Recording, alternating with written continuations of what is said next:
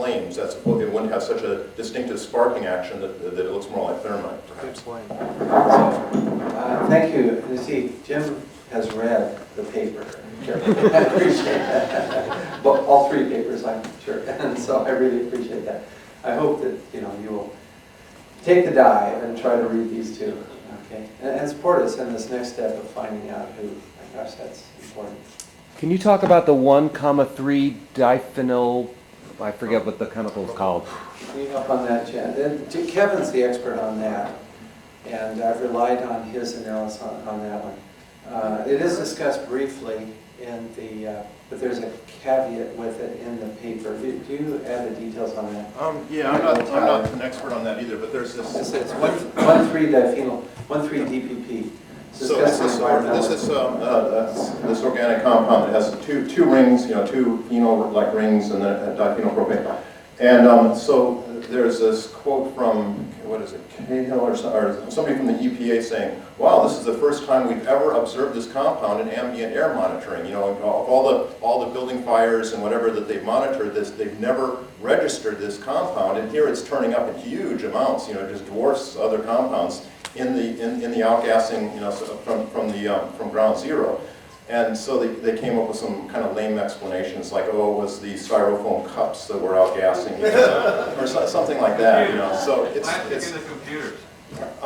Yeah, perhaps, but it's also possible that it was a byproduct of these organic compounds that are part of this sol gel, preparation that's for this energetic material. But that's an interesting anomaly, not nearly as conclusive as the kind of as what's in this paper, this positive identification of hermetic materials. Thank you, Ken.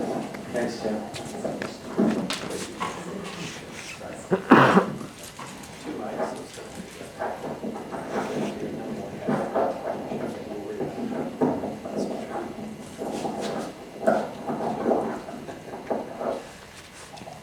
By now you've probably had quite a bit of time to think about just who the guilty parties are.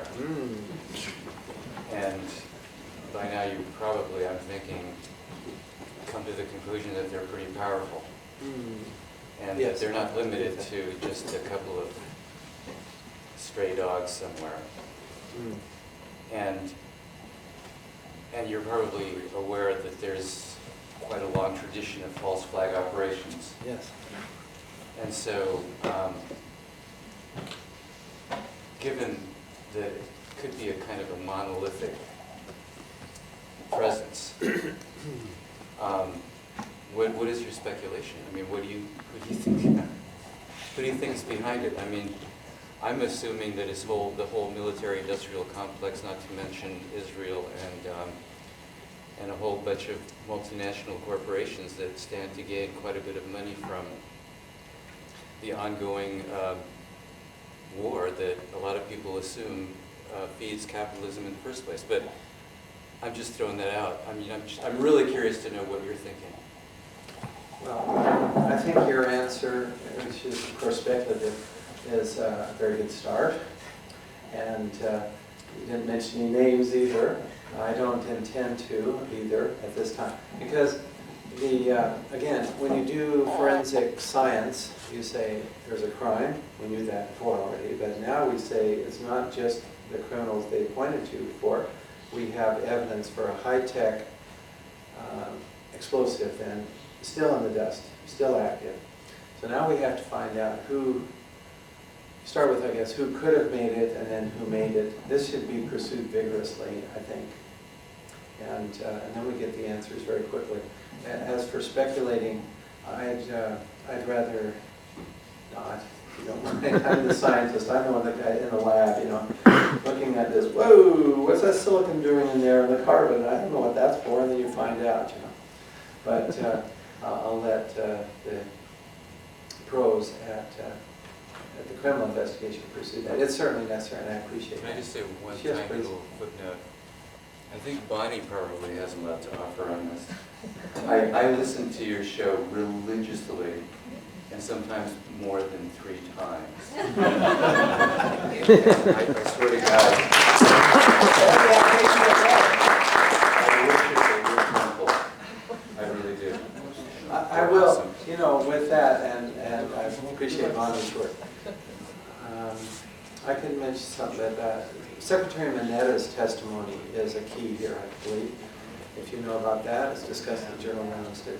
So again, we know some of the people we need to subpoena to testify under oath, and this young man that came and reported to Dick Cheney as this plane was coming in had the guts to ask Cheney, do the orders still stand? You know, nothing's happening. To say, watch this plane come in towards the Pentagon. Nothing's happening.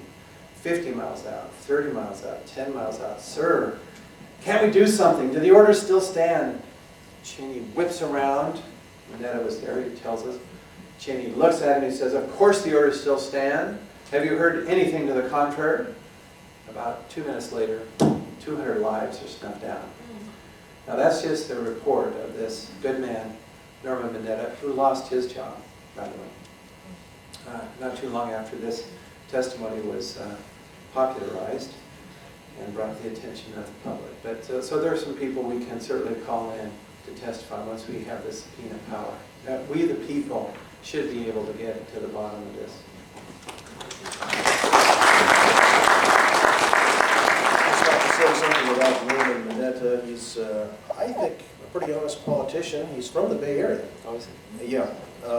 He's worked in transportation projects and things. I've worked with high-speed train type things, and Norman Mineta's been right here working on transportation projects. I believe he was a mayor or something of down south in San Jose.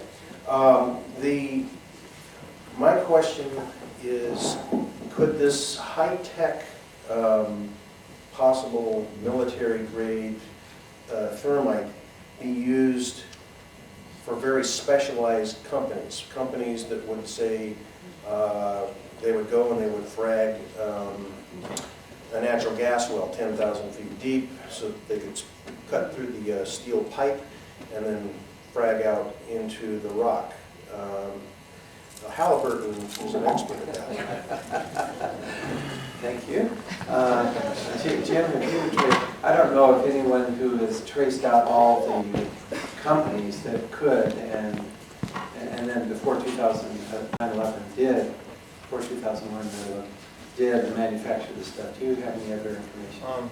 Halliburton in particular? I don't know. No, not specifically. Well, they do the explosives, but I don't know if they use that kind of. Yeah, I don't know either. They may not tell us. I would just point out that this, what's suggested by these chips, what is suggested to me is a very thin, what I call a thin film explosive, something what's interesting to me about it, if it detonates with a high brisance, that is, it creates a very sharp detonation wave. It detonates rather than deflagrates. Perhaps it does both, depending on how it's triggered. But have a tiny micro igniter would be sufficient to trigger a detonation. A detonation travels at a supersonic rate through the material. And if it was in the form of sheets, it would create essentially a planar blast wave. If it were in the form of ceiling tiles, say, and you had an entire floor with this material, and it were all detonated simultaneously, it would create essentially a planar blast front that would propagate without attenuating very much until it encountered the next floor, and the floor above, the floor below.